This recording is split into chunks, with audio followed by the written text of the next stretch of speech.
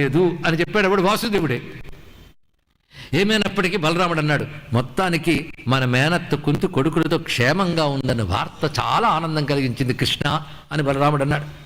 ఈ లోపల కర్ణుడు, శల్యుడు వాళ్ళందరూ విజృంభించినప్పుడు అందరినీ సమాధానం చెప్తున్నారు వీళ్ళే, భీమసేనుడు, అర్జునుడు. పైగా ఆ పరాక్రమం చూపిస్తున్న అతడి మీదకి కర్ణుడు వెళ్ళాడు. పరస్పరం వాళ్ళు రోషంతో మాట్లాడుతున్నారు. ధనుస్సు నుంచి బాణాలు ప్రయోగిస్తున్నారు. కొంతసేపటికి చూసి ఒకడు అంటున్నాడు, ఇతడు చూస్తుంటే బ్రహ్మ తేజస్సుతో ఉన్నాడు గనక బ్రహ్మ తేజస్సుని జయించడం కష్టం, నేను ఇంక యుద్ధం చేయను. కర్ణుడు వేడుకు వచ్చేశాడు. బ్రాహ్మం తేజస్తదా జయ్యం మన్యమానో మహారథ. కర్ణుడు ఏ విధంగా గౌరవిస్తాడు విప్రులు అనేదాన్ని భారతంలో అనేక చోట్ల కనిపిస్తుంది మనకి. అందుకే ప్రాతకాలంలో సూర్యోదయ పూర్వం ఆయన లేచి సాధన చేసి సూర్యుడు ఉదయించేటప్పటికీ ఆయన అభిముఖంగా నిలబడి మళ్ళీ సూర్యుడు వేడి వీపుకు తగిలే వరకు సూర్యుడు ముందు నిలబడి జపం చేస్తాడండి. అంత మహానుభావుడు ఆయన. ఆ సమయంలో ఏ వేదవేత్త వచ్చినా కాదనకుండా దానం చేస్తాడట. ఆ సమయంలో వేదవేత్త వస్తే కాదనకుండా దానం చేస్తాడు. ఈ వాక్యం గుర్తుపెట్టుకోవాలి, అంతే.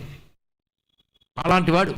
అందుకే ఉన్నది బ్రాహ్మణ్ తేజస్తదా అజయ్యం మన్యమానో మహారథ. ఇది జయించడానికి సాధ్యం కాదు. విశ్వామిత్రుడు వశిష్ఠుడి విషయంలో ఎలా అనుకున్నాడో అదే విధంగా అనుకోవడం జరిగింది.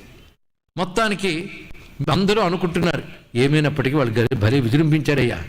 ముఖ్యంగా శల్యుణ్ణి కొడతాడు భీముడు, చంపేస్తాడేమో అనుకుంటారట. ఆ పెట్టి కింద కొడతాడు ఒక్కడు. శల్యుడు సామాన్యుడు కాడు. ఆ కొట్టినప్పుడు చచ్చిపోకుండా పడేటట్టు కొట్టేట జాగ్రత్తగా చెప్పారు. ఎందుకంటే శల్యుడు అతనికి మేనమామవుతాడు. అందుకే వీళ్ళు ఏదో అనుకుని యుద్ధానికి వచ్చారు. అందుకే గట్టిగా కొట్టాడు కింద పడేటట్టు. అతడు పడవడం చూసి చాలామంది వెళ్ళిపోతున్నారు ఇక్కడి నుంచి. మొత్తానికి ఈ సమయంలో ఎవరు ఎదిరించగలరు? అర్జునుడిని ఏ ఒక్కరూ ఎదిరించలేరు. కర్ణుని కూడా అలాగే ఎదిరించలేరు. దుర్యోధన్ని ఎదిరించలేరు. ఇటువంటిది. పైగా వీళ్ళని ఎదిరించగలగాలంటే ఇద్దరున్నారు. వాళ్ళిద్దరూ యుద్ధానికి రారు.